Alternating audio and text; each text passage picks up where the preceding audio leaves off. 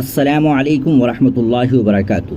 ناظرین کرام، آپ کے سامنے بڑی اہم خبر پیش کی جا رہی ہے جس میں ہندوستان کے تمام مسالک کے علماء یعنی دیوبندی، بریلوی، شیعہ اور دوسرے فرقے کے لوگ بھی جمع ہو گئے ہیں۔ وہ خبر کیا ہے، آپ اس ویڈیو کے اندر سماعت فرما لیں۔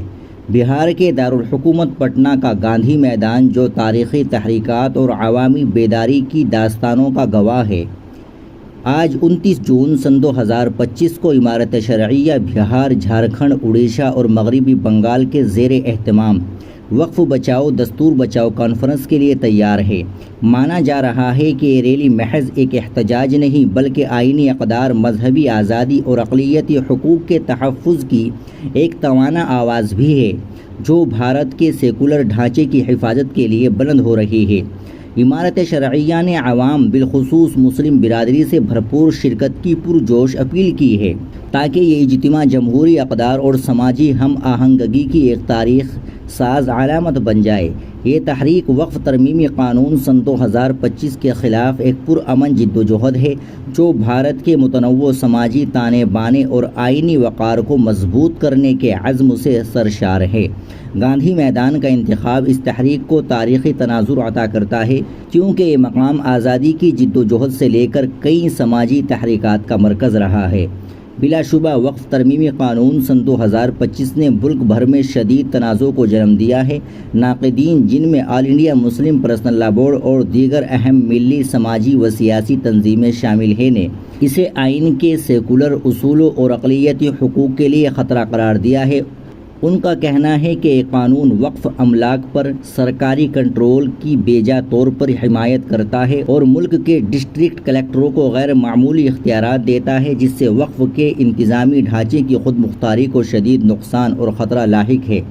ناقدین اسے مذہبی آزادی پر قدغن کے طور پر دیکھتے ہیں جو بھارت کے آئینی ڈھانچے کی روح کے منافی ہے۔ دوسری جانب مرکزی وزیر قانون کرن رجیجو، جوائنٹ پارلیمانی کمیٹی JPC کے چیئرمین جگدمبکا پال اور BJP، RSS اور دیگر ہندوتوادی نظریے کے حامی افراد اس قانون کو ایک اصلاح پسندانہ قدم قرار دیتے ہیں۔ ان کا دعویٰ ہے کہ یہ قانون وقف بورڈز میں شفافیت لانے، بدعنوانی کو روکنے اور محروم طبقات جیسے یتیم و خواتین، پسماندہ مسلمانوں کی بہبود کی ضمانت دیتا ہے۔ تاہم JPC میں اپوزیشن جماعتوں، اقلیتی نمائندوں اور دیگر متعلقین کا سیدھا الزام ہے کہ مشاورت کے عمل میں ان کی آواز کو دانستہ طور پر دبایا اور ان کے تحفظات کو نظر انداز کیا گیا، یعنی مشاورت کا پورا عمل ہی عدم شفافیت کا شکار رہا۔ ظاہر ہے کہ تنازع اب قانونی میدان میں بھی شدت اختیار کر چکا ہے۔ سپریم کورٹ میں اس قانون کو متعدد عرضیوں کے ذریعے چیلنج کیا گیا تھا۔ معاملے کی سماعت کے دوران غیر مسلم اراکین کی وقف بورڈز میں معمور کیے جانے پر عبوری پابندی لگاتے ہوئے مرکزی حکومت سے 7 دن میں جواب طلب کیا گیا تھا۔ سماعت مکمل ہو چکی ہے، فیصلہ عدالت نے فیصلہ محفوظ کر لیا ہے۔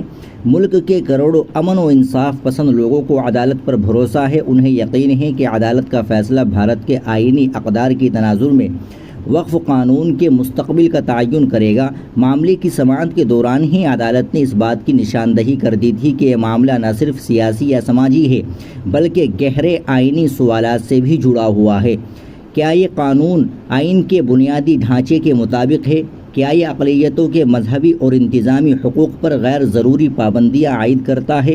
اس طرح کے کچھ ایسے سوالات ہیں جو نہ صرف عدالت بلکہ عوام کے دلوں میں بھی گونج رہے ہیں۔ بہرحال پٹنہ کے گاندھی میدان میں منعقد ہونے والی مجوزہ ریلی وقف ترمیمی قانون سن 2025 کے خلاف ایک تاریخی موڑ کی حیثیت رکھتی ہے۔ عمارت شرعیہ کی اپیل میں اسے دین اور نبی صلی اللہ علیہ وسلم سے محبت کا جمہوری مظاہرہ قرار دیا گیا ہے۔ اس میں بڑے پیمانے پر دیگر مذاہب کے نمائندوں کی شرکت بھی متوقع ہے۔